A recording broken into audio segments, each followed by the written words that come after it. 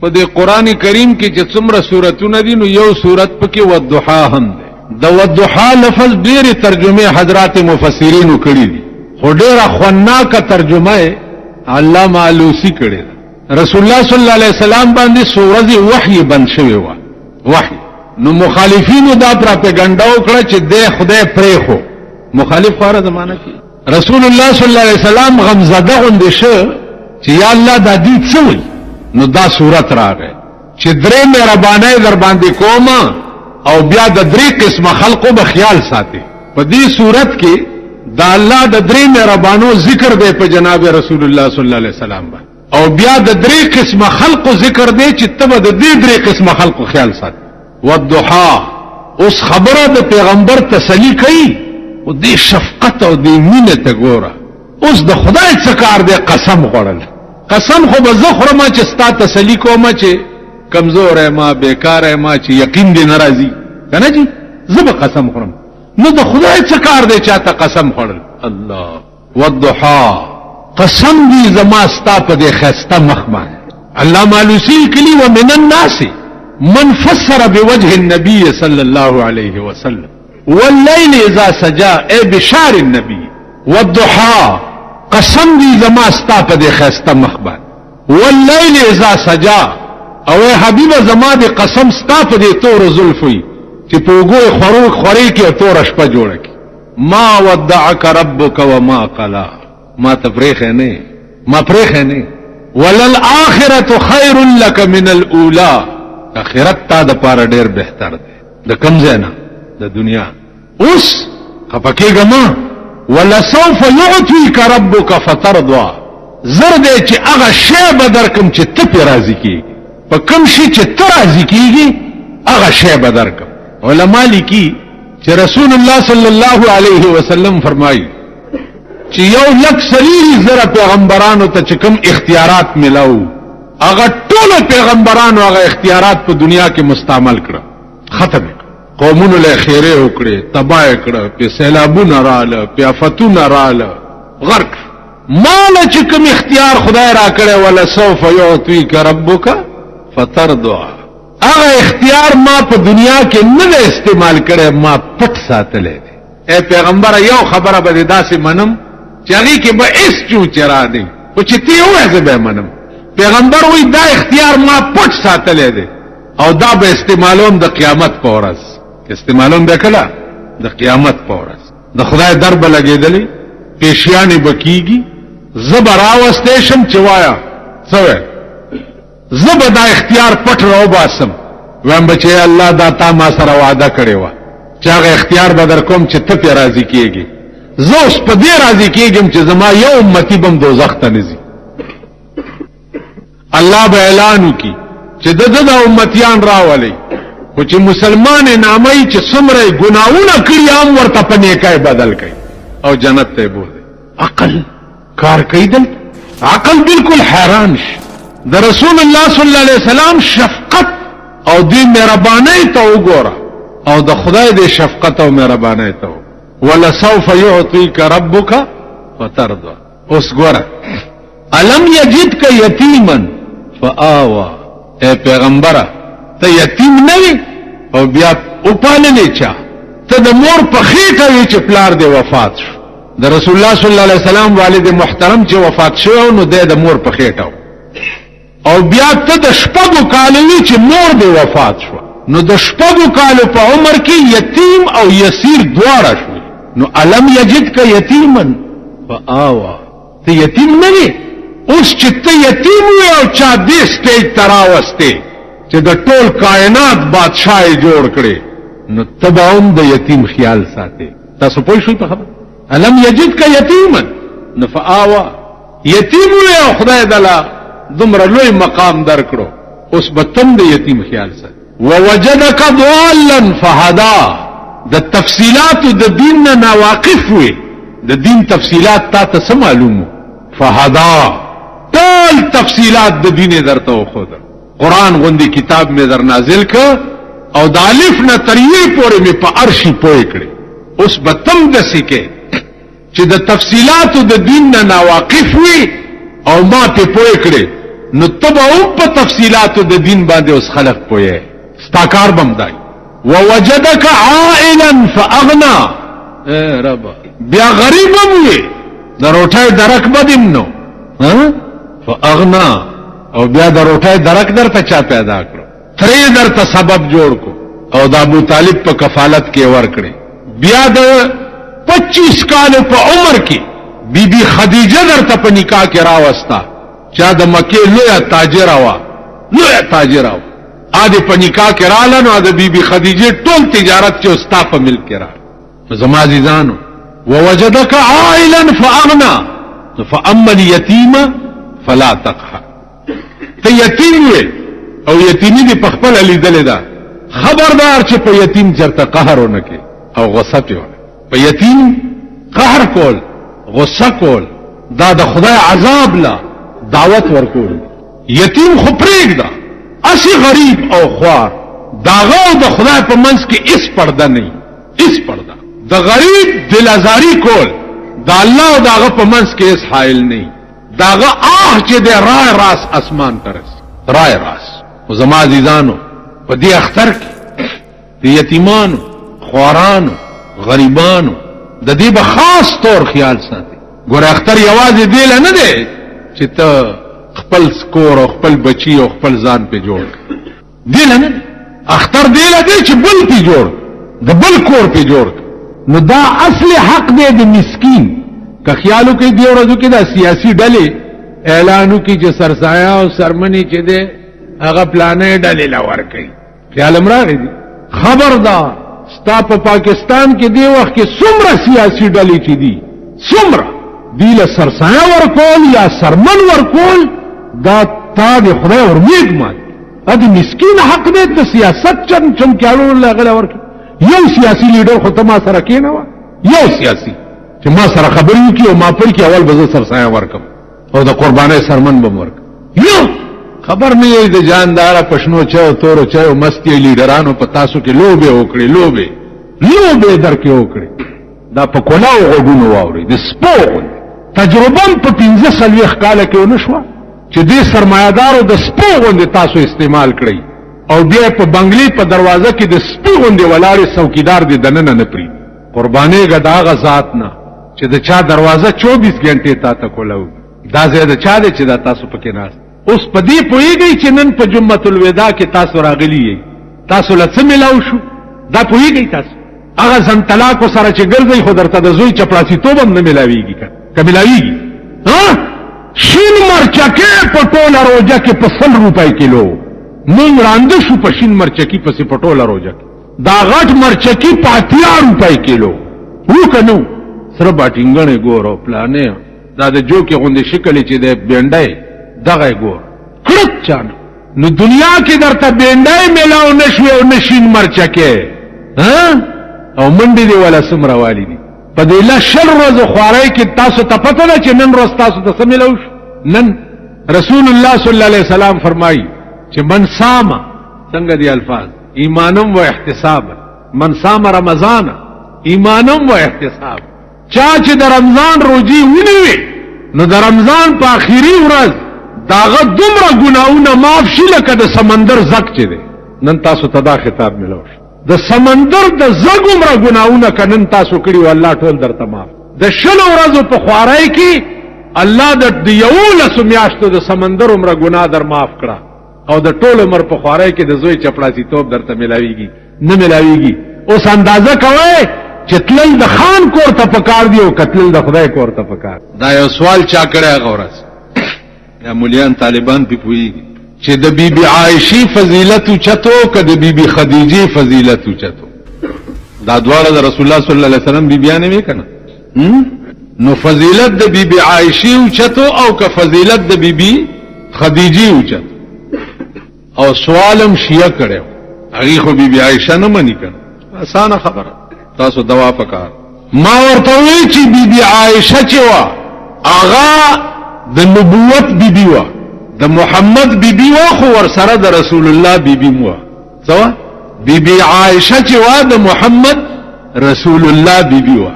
او بیبي خدیجه چې وا غ یوازې د محمد ابن عبد الله بیبي وا بی بی خدیجه چې په نکاح کوله په دغه وخت کې رسول الله پیغمبر نو د 15 کالو عمر یو پیغمبري ورته نه و ملو نو دغه وخت کې محمد ابن عبد الله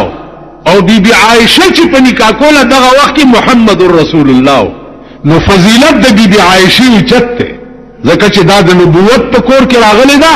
او هغه د محمد ابن عبد الله په کور کې راغلی اکبر ما ته وی چې د دې جواب خو ما سره نشته مال بل سوال کوا بل وای خبره داس د کوي ول حضرت علی بهترو که حضرت عمر بهتر څو ما آسان خبر الامر اوضح حضرت علی مریدو او حضرت عمر مرادو حضرت علی د پیغمبر مریدو او حضرت عمر مرادو حضرت علی په خپل پیغمبر ته ورغله او ایمان راوړو او حضرت عمر چې پیغمبر خدای نه وخته چې یا الله دارته مسلمان کا اللهم ايد الاسلام باحد العمر نو چې کوم سړی پیغمبر د خدای نه وخته دا غرت به اوچته یو کنه چې کوم سړی په خپل راغلی دا غرت به اوچته نو حضرت علی نه حضرت عمر رتبه اوچته وا ځکه چې پیغمبر خدای نه وخته اشیاء ماته وی چې پو مولانا صاحب ته دومره لوی فلسفي خبره نه ده نور سوال کا نور ول بس دا خبره زده چې یو بيدینه سره در سره خبره نشي کولی تلفظ در سره نشي کولی دا هیڅ نشته هیڅ او رزل دي د هر په شکال او جامع هم اغوستي دي د سرمنی پڼیم نشته پخپو د کجورو پاڼې خپل لاندې تړلې بیا د عربستان ګرمي او هغه شګي او پاړي کې خپياب لا روان او د سرمنی جامع اغوستي اعلان وشو چې جهاد د پاره تیاری وکړي ستا په پاکستان کې 15 کال وشو چې اعلان شوی دی د کشمیر د غزا 15 کال په 15 کال کې پاکستان یو نیمه انچه کشمیر وانه غستو دي هندونه یو نیمه انچه کشمیر دی هغه ورځ سړی را کشمیر له چندک او غزا د پاره یره د سیورت پرچ ما چې د خپلې ته سکون ونیسم چې یو اخی په دې خپل کې چې زما څه کار دی چې زه به کشمیر له چندې ورکوم او غزا به دا د پاکستان فن چې کم دی دا د بنظیر د میړه د نوی چینل د پاره دی چې په ډیشن پینه باندې شروع کړي او د اسلام آباد نه شای کړ پاکستان فن به پدې لګي او زه به د کشمیر د غزا لپاره چندې ورکوم زمال روانېګه ماما خو بل دکانداری بدني زاري دکانداری کوي آسان چل دی کنه کشمیر د غزا له دغه کو نو تبم یو ځوانې ورکې څو پینځه دغه دیاړي پکول پام کوي چې دی لانه ورنک پام ستاد ملک فند دی په آرام توب او دم توب او کنجر توب لګي او د ملک او د دین او د اسلام خبره دی پیخه شغیله دی بیا خیراتونه غواړي او چندې دی غواړي عزیزانو د رمضان میاشتا ایس نشتا اعلان شو چې بدر ته د کافرو فوج راغله دی او تیار شي نه راغله چې په منډه دی بس یو خزراله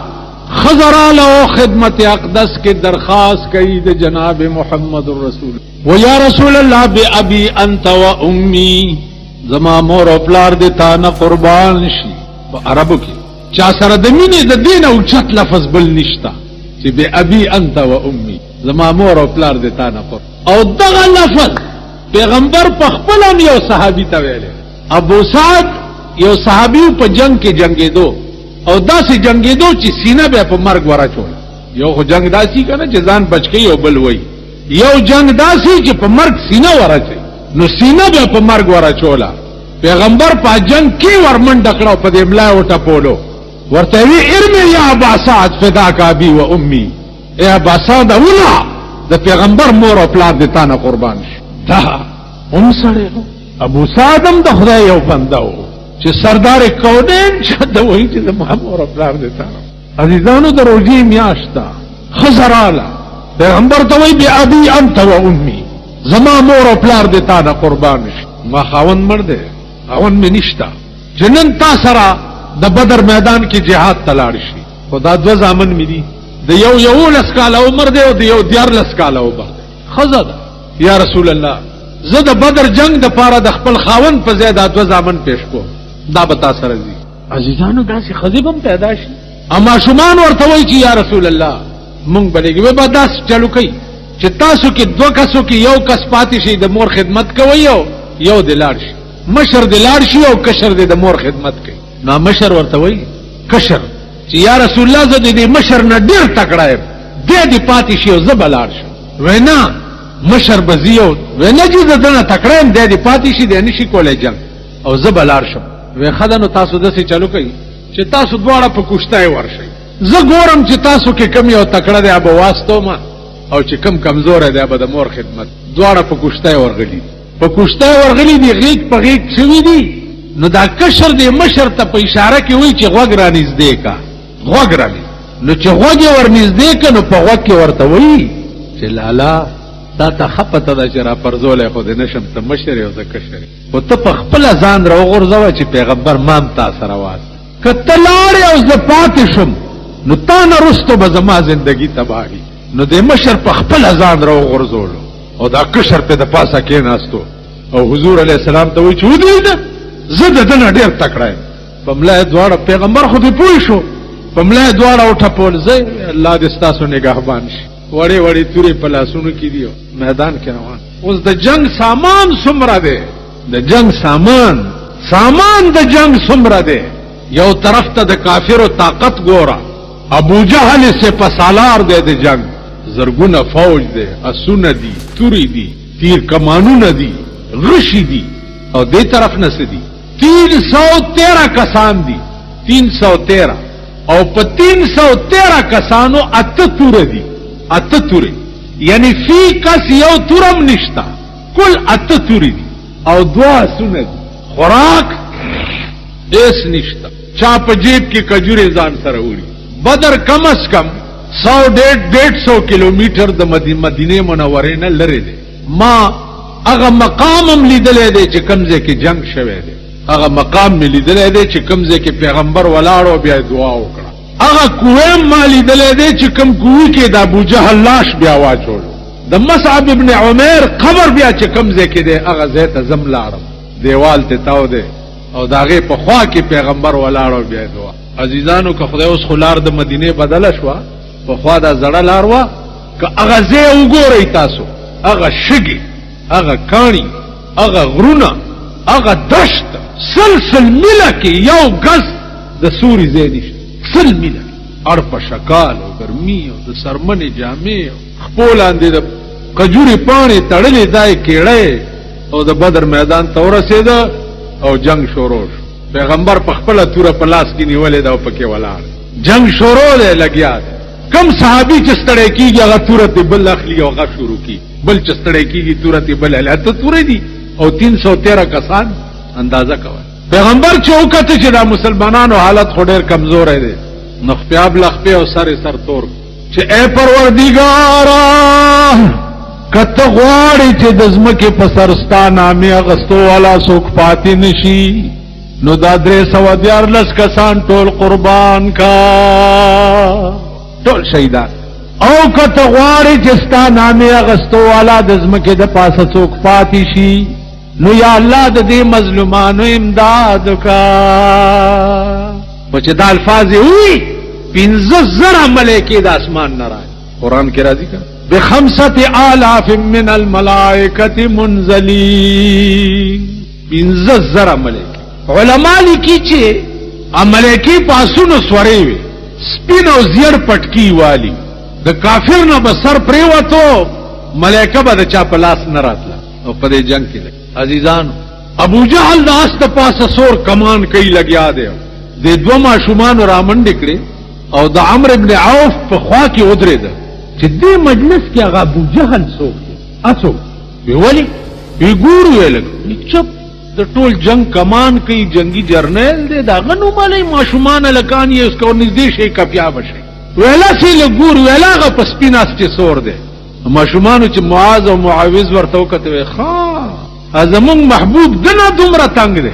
دنه اوس تماشا وکا ول مزي ول تماشا وکا ورمنډي هغه نګیر چاپیر فوج ولاړو د فوج په خپو کې ورننه وته او ابو جهل ته مخامخ درېده ورته وی لعیلا او د محمد رسول الله دشمنا تا زمون محبوب دومره تنگ دی هغه ورته دا څوک یې وین مونږ د الله بندگان او د محمد رسول الله غلامان ول څوک مشر کشر نه لري ارا مخ کی کوي ویل الله مشر دے او محمد رسول الله مکشر دے بللا څوک ویل گزار کوي دا ماشومان ورته وی چې ابو جهل ته گزار کوا مونږ یو دویو ته یوازې بیا به وای چې دوو کسو والم ته کوا خلق اکبر خلقنا حواس بالکل والوته چې دا لا څنګه چل ویل کوي گزار ویل ته گزار کوا ابو جهل چې لاس روچت کو نو د یو ماشوم ورته وی چول عیلا لاس موچت ولاند نه د داس پیټه وشلیدا د سر راټیټ کو سره د عقل خدای چې سړی کمک درې ځای کې دروغ ویل رواج درې ځای یو خزی ته دروغ ویل خزی ته او بیا وسنو خزو ته خو به په سلور مذهبم وای یعنی بیړیم غر کی خزی ته دروغ ویل دا معنا چې د خزی مطالبات د چاپلار نشي پورا کول خدا نن به کم سبا به کم بل سبا په دروغ ورته وخت ور سره تیرې دا روان یو د دوو کسانو د جوړې پټیم کې دروغ ویل جایز یو کس لور شي وغه وی چې کومه داغه خبره دی بل ته یو سی بیا جوړه چرته نه منس کې به لګ دروغ وای داغه یو سخت خبره چې کړیا به نرمه کې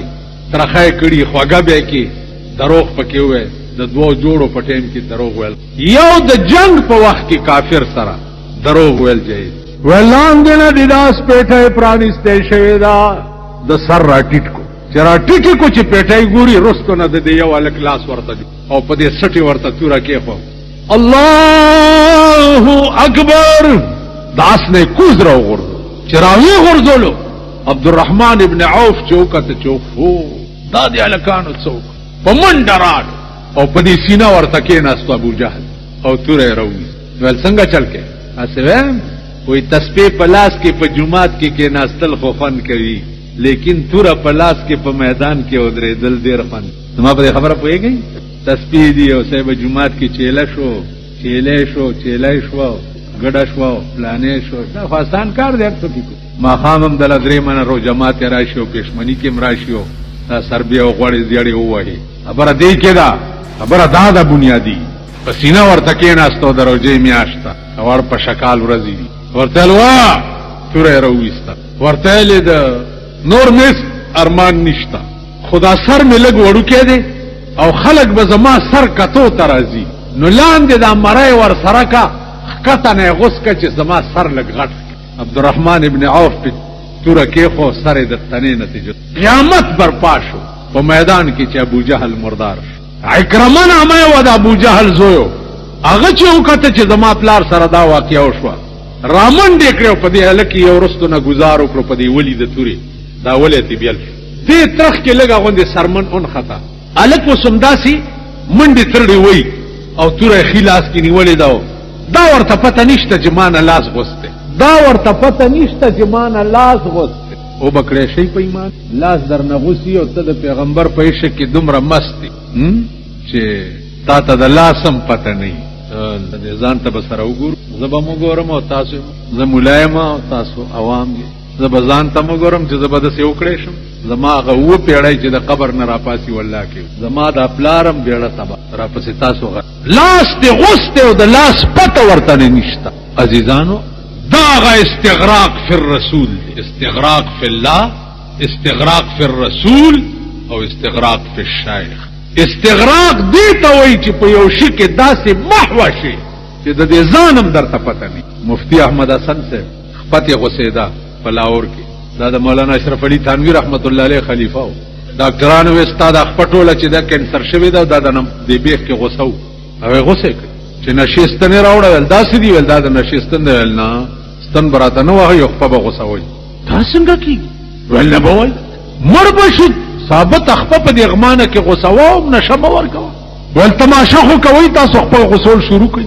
ډاکټرانو ول لیکلي راکا کدی نه تمر شو نو موږ دې ذمہوار نه لیکلي ورک چې ورکړه چې کدی نه زمر شم تاسو می ذمہوار نه هغه خپل غسوله خپل غوسه کړه پټای مټای په ولا او دې مسکه کېدو کټ ته راوړو سبا ولا سار وختي ټول ډاکټران رااله چا خو به مړی چې کته کټ کې ناستو مسکه کېدو مولانا صاحب خدای ته وګوره اوسم پوي کا تاسو چلو دې نشیدا دومره غټه خپرې کېده ول پردای مینه حلوه ما ویله وای ول زما معشوقي او حدیث ویلې دي چا ویلې دي زما معشوقي او خبره کړې ده چې زما د امتی په خپه کې ازغیل ارشیم خدای به اجر ورکړي. نو تاسو زما خپه پرې کول او زما نظر په دې حدیث باندې و. نو ما ویل چې یا رسول الله تا د ازغیم خدای تا اجر ویل دی چې ورکړي به. نو ما نه خو ثابت خپه غوسیږي چې مال بل اثر راځي. زما نظر په دې او تاسو خپه پرې کړی په خدای مې د قسمی کپې پوي شوی او د لاس لک سست کړی ما. نو دا د لاس تلې د خپې تلی لاندې کې خو د الله سره ځان نه تور راواغست وبشي. تاسو خیال ده عزیزانو عرض مې داو چې روجا او د اړ په شکال میا او پښمنه په څه کړو د شپې پښمنه یو کجوره صحابه په دوه کس نیمه کړي و. نیمه یو خړلې و نیمه بل خړلې و. سحر له روجم و دا کیسیم کولې دا چې اندازه وکړي. وجاهدوا فی الله حق جهاد. قرآن چې د جهاد لفظ ویلې دی هغه د دې پښتو ترجمه دا ده چې تسبیح په لاس کې په جمعات کې ناستل خو خوند کوي لیکن توره په لاس کې په میدان کې ودرېدل دی. په دې روزه کې سردار کونین په خپله په میدان کې ولاړو او د اړ په شکال خولې ته بيدي او د جنگ کمانې. تاسو خیال را نو عزیزانو په دې غاویره نشي چې تاسو تراوی وکړي یا مروجي ونیوي